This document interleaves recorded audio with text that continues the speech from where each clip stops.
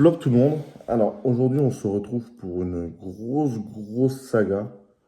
Moins connue que Percy Jackson. Je pense plus connue quand même que Chronicle Kane, qu'on a pu voir déjà sur la chaîne de Rick Riordan. Mais voilà, aujourd'hui, on se retrouve donc pour Héros de l'Olympe. Donc pour ceux qui ne connaissent pas, Héros de l'Olympe, c'est le retour de Percy Jackson. Et en même temps, avec de nouveaux personnages, notamment au niveau de la mythologie romaine. Alors beaucoup vont me dire, surtout ceux qui du coup ne connaissent pas, oui, mais la mythologie romaine, ça se base beaucoup sur la mythologie grecque, oui. Clairement, le livre le dit clairement aussi.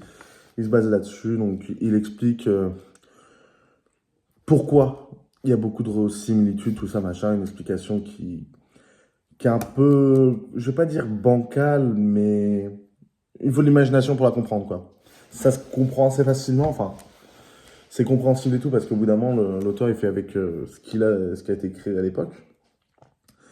Mais voilà, c'est une trilogie, enfin, c'est une saga.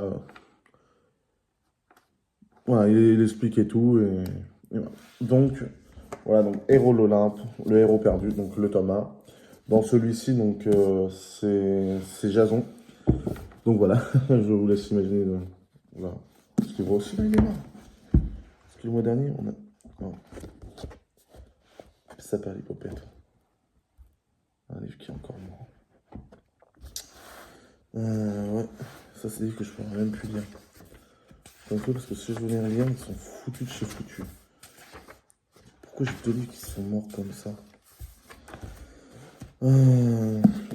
Ça m'embête de voir le livre qui est foutu comme ça et pas les autres. C'est des livres ça, qu'il faut plus que je touche. De toute façon, les livres, je les relis jamais deux fois. Mais ça m'embête fortement. Ouais, là, je suis en train de taper un bad mood. Donc, le tome 1. Je vais pas trop le manipuler du coup parce que voilà, je sais pas, là on voit pas trop, mais il est décollé ici. En gros, là, il y a juste un truc qui le tient, quoi. Et après, sinon, il y a la moitié du livre qui se barre. Comme je disais le mois dernier, c'est bien que j'avais un livre qui se déchirait. Je pensais au début que c'était une Gurmay, mais non, au final, c'est la cinquième vague, le tome 1 et le tome 1 d'Héros perdus. Ça m'embête, très fortement. Donc, je vous disais, le tome 1, il se base sur Jason, introduction de nouveaux personnages. On en a quand même le retour de quelques-uns, surtout quand on avait la colonie des Sans-Mêlés. C'est ça, oui, des colonies des Sans-Mêlés. Et voilà, il repose les bases de l'univers et tout. Ça nous permet de bien nous y retrouver et tout. Le tome 2, donc le fils de Neptune, c'est ça? Voilà, le fils de Neptune, où cette fois-ci, c'est Percy Jackson qui fait son grand retour. Voilà. Et donc, après, dans les autres tomes, voilà, donc dans la marque d'Athéna. Donc là, les héros, en fait, ils se réunissent tous et je crois que c'est à la fin du 2 d'ailleurs qu'ils se retrouvent. La maison d'Hadès. Donc là, si je me souviens bien, c'est quand Percy Jackson et Annabeth, ils vont. Comment ça s'appelle? Au Tartare, clairement. Et le sang de l'Olympe, c'est quand ils doivent affronter du coup Gaïa, la grande antagoniste du livre. Que dire de cette saga? On reste fidèle à Rick Riordan, clairement. Donc on va être beaucoup moins mythologique qu'on a pu le voir sur le Percy Jackson. Beaucoup moins sur la mythologie remodernisée, comme il avait pu faire avec beaucoup de la mythologie, remettre tout au goût du jour. Là, on a de nouveaux personnages qui apparaissent, dont certains qui s'allient, d'autres qui deviennent ennemis. On reste sur le même principe, mais voilà, il y a beaucoup moins d'épreuves comme Percy Jackson a pu faire dans.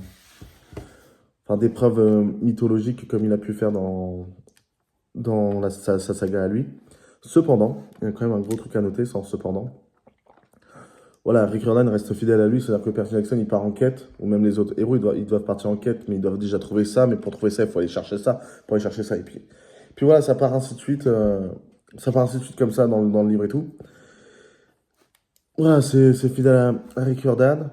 Par moments, ça peut être un peu long, parce que justement, au bout d'un moment, c'est bon, sur 5 tomes, au bout d'un moment, tu dois aller un point A, un point B, ça.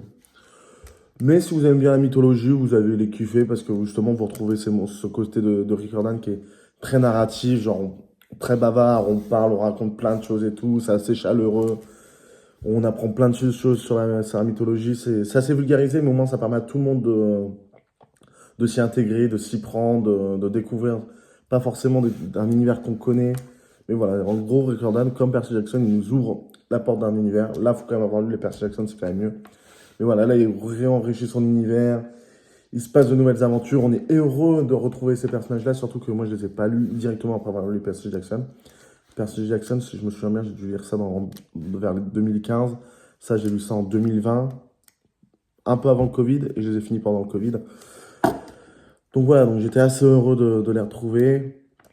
Il faut dire aussi qu'après avoir lu cette saga-là, Rick Riordan, je le considère un peu comme mon auteur favori. Alors si vous avez vu ma vidéo sur mes livres que j'ai acheté en septembre, ou si vous ne l'avez pas vu, allez la checker. Mais je disais, je commence à saturer un peu niveau Rick Riordan parce que au bout d'un moment... Enfin voilà, j'ai commencé, j'avais 15 ans, j'en ai 28. Au bout d'un moment, Percy Jackson, c'est bien beau, j'ai grandi avec, mais peut-être que c'est plus non plus pour moi. Bon, j'avais quand même racheté le livre sur Nico D'Angelo parce qu'à chaque fois, il est là. Le mec, il sauve toujours la mise à tout le monde, il a jamais eu son propre livre. Je me suis dit, bon, je vais quand même lire son propre livre.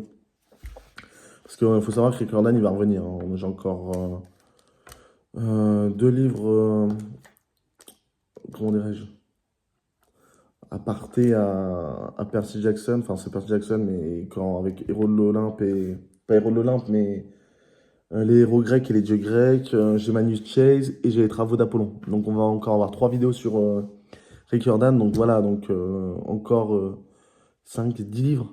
Donc voilà, donc ça fait dire que j'ai lu de lui. Actuellement, c'est l'auteur que j'ai le plus lu, si je dis pas de bêtises. Avec du coup, j'ai encore 3 vidéos après celle-là, donc avec 10, 15, 20 livres. Clairement, même moi qui suis un gros adorateur de Stephen King, j'en ai pas lu autant. Donc voilà, après, ouais, parce que Botero, il y en a 9, 10. Donc non, c'est bel et bien l'auteur que j'ai le plus lu, clairement. Voilà. Mais Nico D'Angelo, j'ai quand même envie de lire son livre parce que il a toujours eu son moment de gloire. Mais voilà, ce que je veux dire par là, c'est que Rick Riordan, il nous invite toujours dans son univers, dans un style d'écriture qui est très chaleureux, très facile à vivre, de la mythologie qui est très vulgarisée et historique, qui nous permet du coup à tout le monde de s'accrocher dedans et d'apprendre. Même quelqu'un qui n'y connaît rien en mythologie va très facilement comprendre de quoi il veut parler et où il veut dire et imaginer son univers, qui est un univers assez chaleureux. Après, c'est pour jeunes adultes, même pas, c'est pour adolescents, jeunes adultes, ouais. Donc clairement, c'est vraiment un truc qui ouvert à tout le monde. Rick Riordan aussi, il adore la diversité. Donc pour ceux qui adorent tout ce qui est assez diversifié, et vous allez trouver votre plaisir parce que là, par exemple, il y a du LGBT, dans Manu Chase, il y a de la transidentité. Donc voilà, donc vraiment, Rick Riordan, il est assez ouvert d'esprit, et il permet à tout le monde de s'y retrouver. Voilà. Donc voilà, donc pour ceux qui vraiment ont lu les Percy Jackson mais n'ont pas lu les Héros de l'Olympe, clairement, lisez Héros de l'Olympe. Vous allez kiffer retrouver Percy Jackson. Vous allez retrouver cet humour, ce côté un peu sarcastique de Percy. Annabeth qui est fatiguée parce que tout le monde est trop bête pour elle, mais en même temps, elle n'a pas trop le choix que de s'habituer à ça. Des dieux grecs hyper arrogants, des Romains qui veulent se taper sur tout le monde, enfin. Ça fait un cocktail un peu explosif, mais c'est assez marrant. Et puis avec plein de références du coup à la mythologie. Voilà. Donc clairement, foncez. C'est des livres que vous trouvez encore à la Fnac, Amazon, librairie. Si vous les demandez en librairie, qui vous les commandent, ils vous les trouveront sans aucun souci. Donc voilà pour les héros de l'Olympe.